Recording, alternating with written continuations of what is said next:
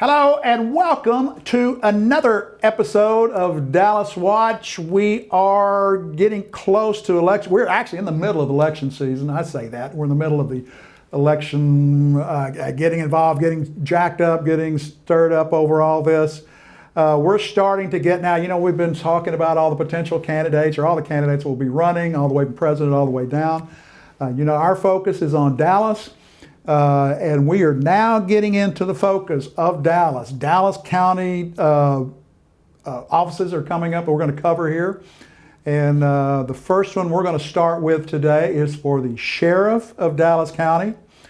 The last long-term sheriff we had, I can't even remember her name now. That's how much of an impact she was. Luby Gonzalez, I believe, was her name. She was here for quite a while, 2 or 3, maybe 12, 13, 14, 15 years. She ended up running for governor. She was a Democrat. She ran for governor and, of course, got beat rather soundly. Whoever took over her position, I can't remember her name either. She's running as a Democrat, and there are 2 Democrats running also in that same primary. Of course, we're covering primaries, and we're only covering the Republican primary because I said early on, I'm a conservative guy, and right now the Democratic Party does just not have any conservative candidates. If I found one, I'd let you know. So far, we are empty. There is one candidate in the Republican primary, and obviously he's going to get it. But I want to spend a little time on this because I think this is going to be an important race. Chad Perda is the guy who's running. P-R-D-A, only one vowel in that name. I think he's a pretty good candidate. He has worked for the Sheriff's Department. In fact, was fired from the Sheriff's Department just a few months ago because he was campaigning. But it was a little dubious. It was a little on the edge of whether he was campaigning or not. They probably should have just let him stay. But anyway, they fired him. I think Chad is going to make a good candidate. He's got a fairly decent presence on Facebook. He's got a good family. He's got a good family man. He's got a wife who is really promoting him and really helping out in that direction. So it's always good. As a guy, when I ran for city council, my wife was really super. I got beat, but I would have gotten beaten worse if she had not been on my side. So we'll cover her later. But anyway, so you need to go. I'm going to throw another website up there again. Actually, it's one of the same websites. Because again, I keep hammering on these websites. This is easy, easy, easy. You wake up in the middle of the night, you don't know what to do, start researching your candidates. Just get on there and start researching. Anyway, it's Dallas County Votes, just like it's, Dallas and then county and then votes.org. If you do a / type in upcoming election information / you're going to get /. You're going to get more information. You should, hopefully by now, it's not when we're recording this in the middle of January, I think January 17th, you're going to see this on February 7th. Right now, I could not find a sample ballot. You should have a sample ballot on there when you just enter your name or your voter ID number. And again, let's go ahead and let's throw a voter ID card up there so you can take a look, see what a voter ID card looks like. It has some information on there, your precinct number, that's going to be on the left side of the picture, hopefully, if I've oriented all this right. But anyway, you put your precinct in there, and it's going to come up with all your candidates, and the sheriff will be one of them. But you can look at all this stuff. Hopefully by now you have registered to vote. If not, it's too late. You're just going to have to wait. But an interesting thing about this DallasCountyVotes.org website, up at the top, it gives you in the bar up there, and there is we may see if we can throw a picture of that up on the screen as well. It'll give you the total number of registered voters as of that day. Today it came out January 17th that there's total number of voters registered in the city of Dallas, our county of Dallas, was 1,335,871. Now, you can research the history on that same website. And this just interests me sometimes. You get into this data in there.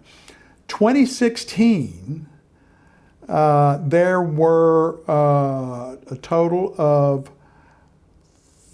510,805 votes were cast. And in 2020, 731,576 votes. Nope. Yeah, I'm sorry, 2018, 731,576 votes were cast. So that's 220-something thousand more votes were cast in 2018 than 2016. I'm sure that was the Beto factor that kicked in right there. But at the time, in 2018, there was 1,338,788 voters registered, and a little more than half voted. So that's always a big thing. When you're running using with a Republican Party, the Democratic Party, when you're part of their organization, one of the big things is let's do a voter drive. Let's get people out there to vote. Well, I think we've got plenty of people that are registered. Everybody should be registered to vote, but voter registration is one of the easiest things to do. If you're not registered to vote now, if somebody's not registered to vote, then there's just not an interest. And I don't understand the strategy and the logic of trying to get disinterested people registered to vote when they're probably not going to vote anyway. What they need to focus on, I think, are the registered voters and get them out to vote and find out why they're not voting. Maybe they don't have a particular kind of candidate that fires them up and gets them excited. But I think they need to focus on the registered voter and find out what he's voting on. Another countywide election that's coming up, well, no, it's not. Another countywide office is a district attorney. But he is voted on in the off-election years, I say off-presidential election years. So his election is coming up, or that election is coming up 2022, not this year. But anyway, let's focus back on the sheriff again. Dallas County has some pretty good history of sheriffs, had some pretty good sheriffs in the past. And of course, the sheriff, this is a law enforcement officer, the main law enforcement officer of the county. He's tasked with enforcing the laws throughout the county. It could be in the city. There are certain county laws that are in the city. And then of course there's county laws that are in unincorporated districts in the city. In other words, rural land where there's no city has jurisdiction over. So that's his domain, so to speak. So anyway, so that's going to cover it for these two guys, the DA and the sheriff. Be sure to go to those websites and do your due diligence, look for information on these guys, and formulate who you're going to vote for.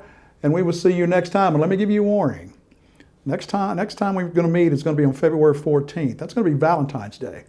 So you better get your act together between now and then, because if you're watching my video on February 14th when it comes out at 7:30, you have either better had a good celebration or else your love life stinks. And if you got to watch me, then great. I'll be glad. I love you, and I'll be glad to visit with you on February 14th at 7:30. So anyway, we'll see you next week. Have a great day. I really appreciate you tuning in to watch the show. Please hit the like and share button and share it with your friends and family. If you'd like to give us some feedback, we'd love to hear from you. Just email us at dallaswatch2020@gmail.com. Also, please consider a tax-deductible donation. You can go to www.returnlee.org. And also, don't forget, tune in every Friday, 7:30 Dallas time. New episode comes out of Dallas Watch. See you then. So long.